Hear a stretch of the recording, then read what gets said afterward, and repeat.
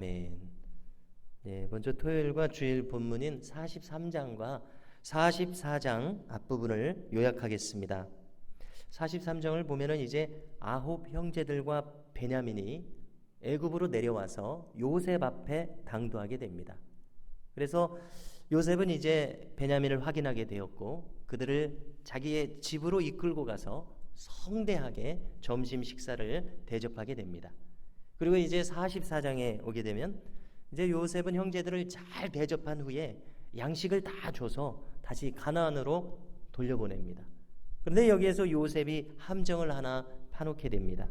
그것은 무엇이냐면은 그들의 자루에 돈을 다 다시 집어넣고 특히 베냐민의 자루에는 은잔을 집어넣게 됩니다. 그리고서는 자기의 종을 뒤따라 보내서 돌아가는 그들을 붙잡고 은잔을 발각해서 냅니다. 그래가지고 그들을 다시 이제 애굽의 성으로 붙들어 옵니다. 그리고 이제 말합니다. 은잔이 발각된 베냐민에 대해서 말하기를 베냐민은 여기 이제 애굽에 붙들려 있을 것이요 또 나머지 형제들은 가나안으로 돌아가라고 말합니다. 자, 그리고 우리가 이제 오늘 본문을 읽었는데요. 자, 이와 같은 위기의 상황에서 이제 사남인 유다가 나서기 시작합니다. 그는 오늘 이 긴 내용에서 두 가지를 호소하고 있습니다. 첫 번째는 이 베냐민에 대해서입니다.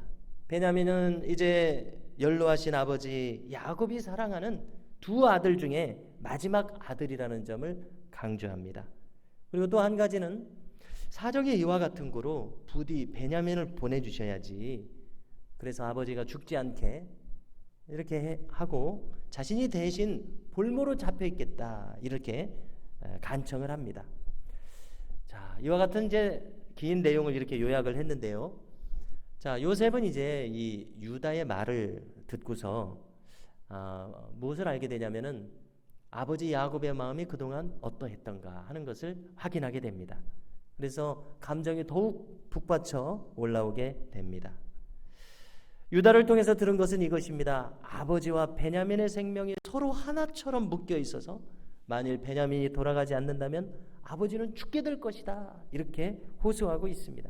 베냐민을 꼭 돌려보내야 된다. 호소하기 위해서 이렇게 말을 합니다. 이 말을 듣고서 요셉은 아버지 야곱이 얼마나 이 베냐민을 사랑하는지 자기처럼 얼마나 사랑하는지를 알게 됩니다.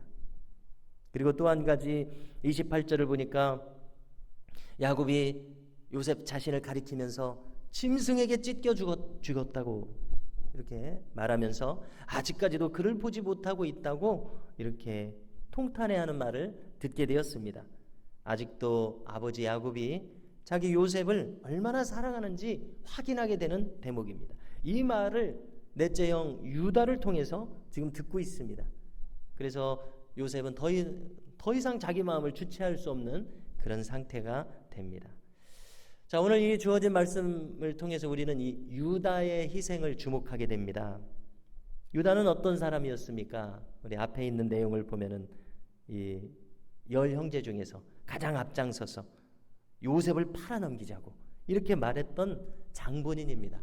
얼마나 무자비합니까? 아버지가 같은 형제인데 이렇게 무자비하게 인신매매로 넘길 수 있다는 것이 얼마나 그 마음이 한마디로 악합니까? 그리고 그 다음 차선책으로는 물질을 좀 얻기 위해서 처음에는 죽이고자 했다가 그렇게 인신매매로 물질을 탐해서 넘기는 악한 모습을 가진 인물이었습니다. 자, 그런데 어느샌가 이 유다가 자기를 희생하는 인물로 이렇게 변화된 것을 보게 됩니다. 어떻게 이렇게 변화되었을까? 우리는 이렇게 의구심을 가지게 되는데요. 아버지 야곱을 헤아릴 수 있는 이런 마음으로 변화가 되었습니다.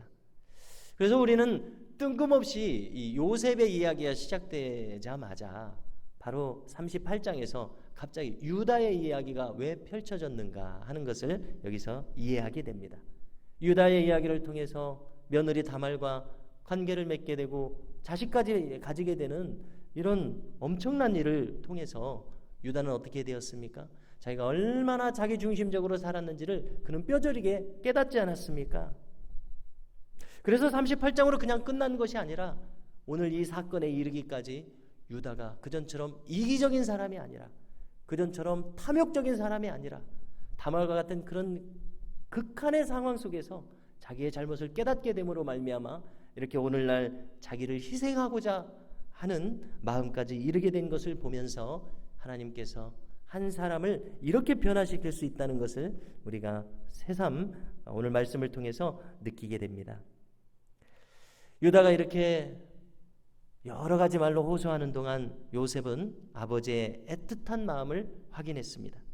그리고 자신을 팔자고 주동했던 장본인인 유다 형이 이처럼 변화된 모습을 보게 되는 것이 그를 더욱 감동시키고 있습니다. 그래서 오늘 내용에는 나오지 않았지만 바로 우리 내일 본문을 보자마자 어떤 상황이 펼쳐집니까? 요셉은 여기서 감정을 주체하지 못하고 통곡하기에 이르릅니다. 유다의 변화를 오늘 우리가 마음속에 간직하면서 묵상할 수 있었으면 좋겠습니다. 유다의 변화는 어떤 변화였습니까? 온 가족을 살리는 변화였습니다. 요셉에게 큰 감동을 주는 변화였습니다. 결자해지라고 하지 않습니까? 자기가 요셉을 이렇게까지 여기 애굽에 팔려오도록 이끌었던 장본인이었는데 본인이 희생함으로써 요셉에게도 이처럼 큰 감동을 주는 모습을 보게 됩니다. 가장 악역을 맡았던 유다가 가장 희생적인 인물이 되는 놀라운 변화를 우리가 보게 됩니다.